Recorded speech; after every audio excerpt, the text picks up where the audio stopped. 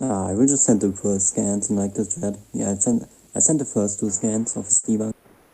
So basically, Steve can just like use slash kill if he has like a developer, or if he has like overpowered. Overpowered is like the state you have when you have like the crown in Bedrock, or it's like if you're a server owner and shit like that, or if you can just like use comments in general. So like just because it's game mechanics, you can't just limit it because it's still like hacks for Steve. Like just because it's game mechanics, you can't just say that it doesn't apply like crosswords. And that's pretty much it for the point of the hacks of the kill. I'm just gonna go into the next point. Oh yeah, I forgot the skin. Yo, so He's basically saying slash kill only works on his game. So basically, he's trying to say that all hacks. So basically, by this logic, you could say that any hacks any fictional character ever has one on would they would be limiting every reverse in fiction. Like that's just such a bad argument, bro.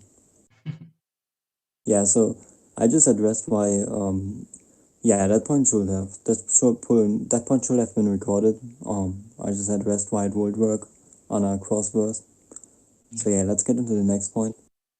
So he's basically saying that slash kill can kill Steve, so that he's not immortal, and that characters with immortality negation could still negate him if he was immortal. So he's basically let me send this. Yeah, here I found a new one.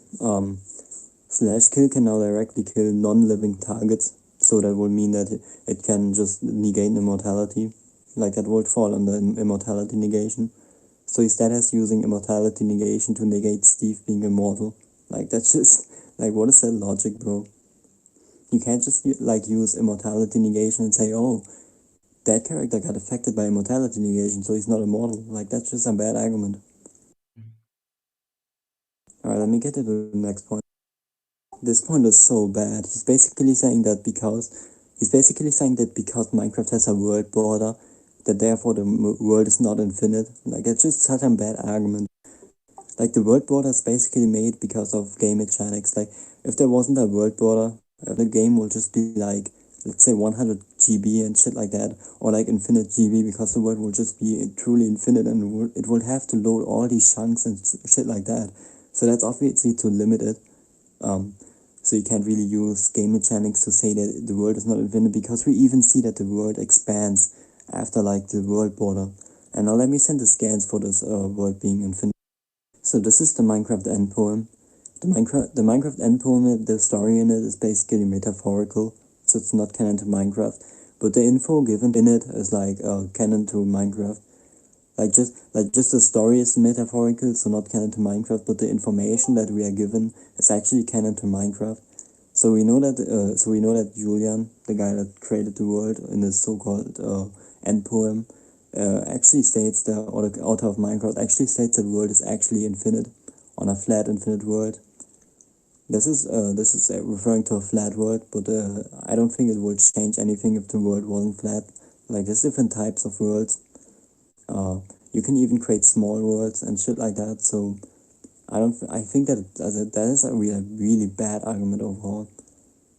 There's even more evidence that the world is infinite because there's so much statements that the world is infinite.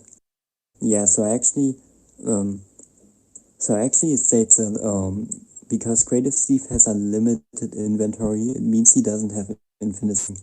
Like he's using lifting strength to bind his actual AP strength. Like that's just a bad argument because Steve can just make himself like infinitely stronger via the comment blocks. So he will just scale to infinite 3D, which is high uni.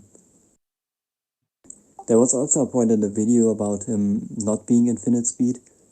If that was the point, if I saw it correctly, I haven't screenshotted that.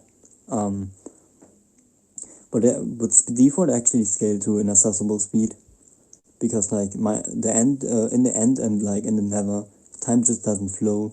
Like clocks don't work in the end and in the never.